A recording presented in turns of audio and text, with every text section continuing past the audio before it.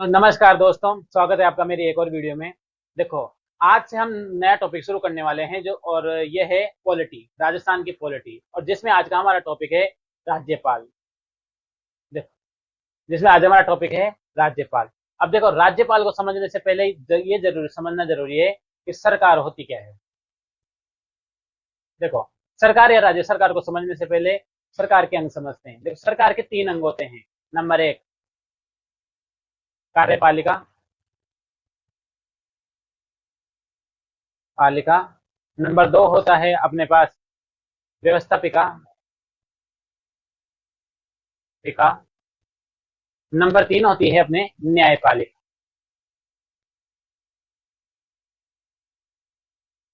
न्यायपालिका, ये इसको काट देना। देखो, सरकार के 3 अंग होते हैं, कार्यपालिका, व्यवस्थापिका और न्यायपालिका। जिसमें कार्यपालिका जो है वो कानून लागू करने का काम करती है। कानून लागू करने का काम करती है। व्यवस्थापिका कानून निर्माण का काम करती है। और जो न्यायपालिका है वो न्याय संबंधित कार्य करती है। अब इनमें जो प्राथमिक और सबसे महत्वपूर्ण अंग होता है वो होता है व्यवस्थापिका। व्यवस्थापिका, ये सबसे महत्वपूर्ण अंग होता है, जिसको हम विधायिका भी कहते हैं। विधायिका भी इसको कहते हैं। ठीक है। अब देखो, कार्यपालिका 2 तरह की होती है। एक स्थायी कार्यपालिका, देखो यहाँ कार्यपालिका लिखता हूँ। कार्यपालिका 2 तरह की होती है। एक होती है स्थायी कार्यपालिका, स्थायी, और एक होती है अस्थायी।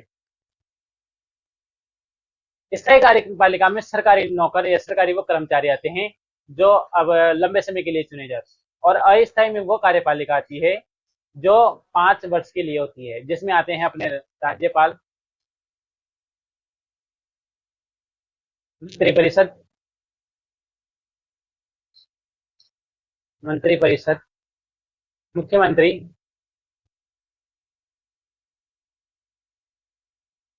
और महाधिवक्ता।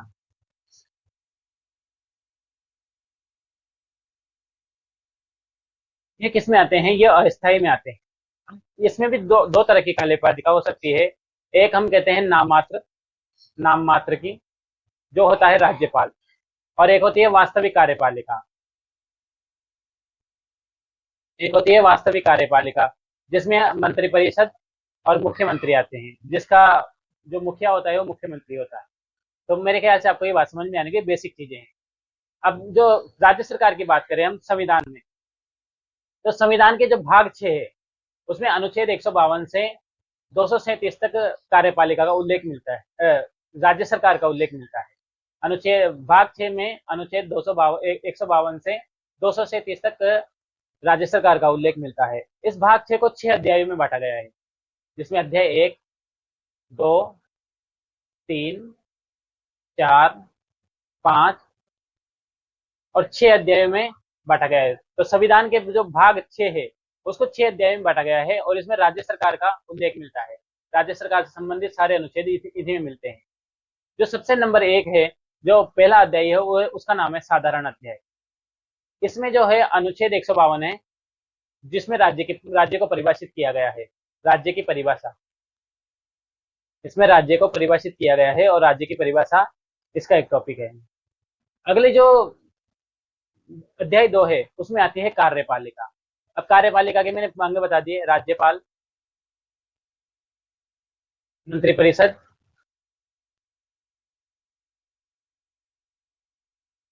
मुख्यमंत्री और महाधिवक्ता। ये सारे ही कार्यपालिका के अंग हैं, जिनका उल्लेख अनुच्छेद 153 से 167 तक मिलता है। फिर नंबर 3 है, अध्याय 3 में आती है विधायिका या व्यवस्थापिका, जिसका उल्लेख अनुच्छेद 168 से 212 तक है।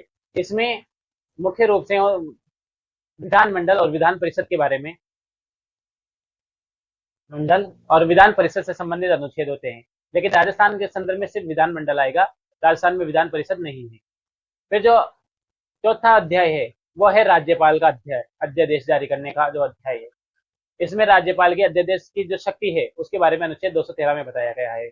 फिर अध्याय 5 में उच्च न्यायालय से संबंधित अनुच्छेद हैं, जो 214 से 232 तक हैं।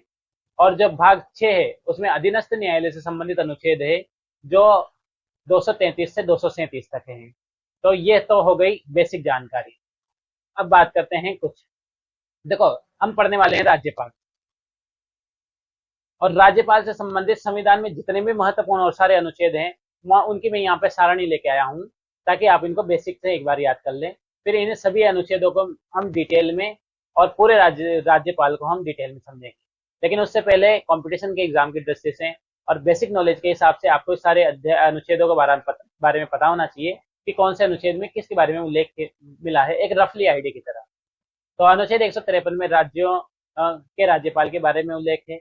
अनुच्छेद 154 में राज्य की कार्यपालिका शक्ति राज्यपाल में निहित है, इसका उल्लेख है। अनुच्छेद 155 में राज्यपाल की नियुक्ति के संबंधित उल्लेख मिलता है। अनुच्छेद 156 में राज्यपाल का कार्यकाल से संबंधित उल्लेख मिलता है। अनुच्छेद 157 में राज्यपाल के नियुक्ति होने के लिए आहर्ताएं या शर्तें, दशाएं या योग्यता, आहर्ता का मतलब यहाँ होगा योग्यता के बारे में उल्लेख मिलता है। और अनुच्छेद 158 में राज्यपाल के कार्यकाल के लिए दशाएं या शर्तें, जिनको हम शर्तें भी कह सकते हैं, शर्तों के संबंधित में उल्लेख मिलता है। अनुच्छेद 159 में राज्यपाल द्वारा शपथ ग्रहण के संबंधित उल्लेख है। अनुच्छेद 160 में कतिपय आकस्मिक परिस्थितियों में राज्यपाल के कार्य हैं। अनुच्छेद 161 में राज्यपाल को समाधान की जो शक्तियां प्राप्त है, उन शक्तियों के बारे में यहाँ पर उल्लेख है। इसका चाहे तो अब स्क्रीनशॉट ले ले, अभी और भी अनुच्छेद हैं, ये सारे अनुच्छेद आपको याद होने चाहिए। देखो, अनुच्छेद 162 में राज्यपाल की कार्यपालिका शक्ति की जो सीमा है उसके बारे में उल्लेख मिलता है।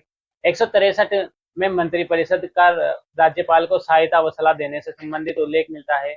164 में मंत्रियों से संबंधित अन्य प्रावधान जैसे नियुक्ति, कार्यकाल तथा वेतन इत्यादि के बारे में उल्लेख मिलता है। अनुच्छेद 165 में राज्य का महाधिवक्ता के बारे में उल्लेख मिलता है। और 166 में राज्य सरकार द्वारा संचालित कार्यवाही के बारे में उल्लेख मिलता है। अनुच्छेद 167 में राज्यपाल को सूचना देने इत्यादि का जो मुख्यमंत्री का दायित्व है उसके बारे में उल्लेख मिलता है। और जो 174 है, इसमें राज्य विधानमंडल के सत्र अवसान और सत्र भंग करने के संबंधित राज्यपाल के अधिकारों और शक्ति के बारे में उल्लेख मिलता है। अनुच्छेद 175 में राज्यपाल का राज्य विधानमंडल के किसी अथवा दोनों सदनों को संबोधित करने अथवा संदेश देने का अधिकार के संबंधित उल्लेख मिलता है। अनुच्छेद 176 में राज्यपाल द्वारा विशेष संबोधन, जो विशेष अभिभाषण है, उसके बारे में उल्लेख मिलता है। इसके बाद में अनुच्छेद 200, इसमें विधेयक पर सहमति, राज्यपाल की जो वीटो शक्ति है उसके बारे में, सहमति के बारे में उल्लेख मिलता है। बात करते हैं अनुच्छेद 201 की, तो राज्यपाल द्वारा विधेयक को राष्ट्रपति के विचारार्थ सुरक्षित रख लेना, ये राज्यपाल की शक्ति के बारे में है। अनुच्छेद 213 में राज्यपाल की अध्यादेश शक्ति के बारे में है, इसके बारे में हम बात कर चुका हूँ। जो भाग, अब बात करते हैं अनुच्छेद 217, तो राज्यपाल की उच्च न्यायालय के न्यायाधीशों के नियुक्ति के मामले में राष्ट्रपति द्वारा सलाह देना, ये अनुच्छेद 217 में आता है। अनुच्छेद 233, राज्यपाल द्वारा जिला न्यायाधीशों की नियुक्ति से संबंधित जो भी उल्लेख है वो अनुच्छेद 233 में मिलता है। और राज्यपाल 234 में राज्यपाल द्वारा न्यायिक सेवाओं के लिए नियुक्ति, जिला न्यायाधीशों को छोड़कर जो जितने भी उल्लेख हैं वो सारे 234 में मिलते हैं। अभी देखो, अब ये तो आज एक बेसिक वीडियो है जिसके बारे में हमने जाना कि सरकार क्या होती है, और जो किस भाग में, संविधान के किस भाग में राज्य सरकार से संबंधित उल्लेख मिलते हैं और उसके कितने भाग है या अध्याय है, ये तो आज हमने बात कर ली। और आज जो अब हम जो राज्यपाल पढ़ेंगे, राज्यपाल से संबंधित संविधान के जितने भी अनुच्छेद हम काम में लेंगे, वो सारे अनुच्छेदों की मैंने यहाँ पे एक सारणी के रूप में आपको दिखा दिए हैं, सारे अनुच्छेद आपके सामने रख दिए हैं। अब इन अनुच्छेदों को आप अगली क्लास तक बिल्कुल अच्छे से याद कर लेना, क्योंकि यही अनुच्छेद आगे की चीजें समझने में आपके काम आएंगे। क्योंकि आपको पता होगा जो कॉम्पिटिशन एग्जाम है उसमें क्वेश्चन अनुच्छेदों से वैसे कैसे पूछते जाते हैं कि किस अनुच्छेद में राज्यपाल के बारे में ये निम्न बातें कही गई है, ऐसे सवाल वैसे के वैसे उठ के आ जाते हैं। तो ये अनुच्छेद आपको एक शॉर्ट में याद करो या कैसे भी याद करो, लेकिन आपको ये अनुच्छेद सारे के सारे ए टू जेड ऐसे के ऐसे ही याद होने चाहिए, क्योंकि ये बहुत इंपॉर्टेंट है। ठीक है, मिलते हैं अगली वीडियो में, तब तक के लिए बाय, धन्यवाद। और वीडियो को लाइक और चैनल को सब्सक्राइब कर देना, क्योंकि मैं अब आज से पॉलिटी स्टार्ट करने वाला हूँ राजस्थान की, जो बहुत इंपॉर्टेंट सबके लिए।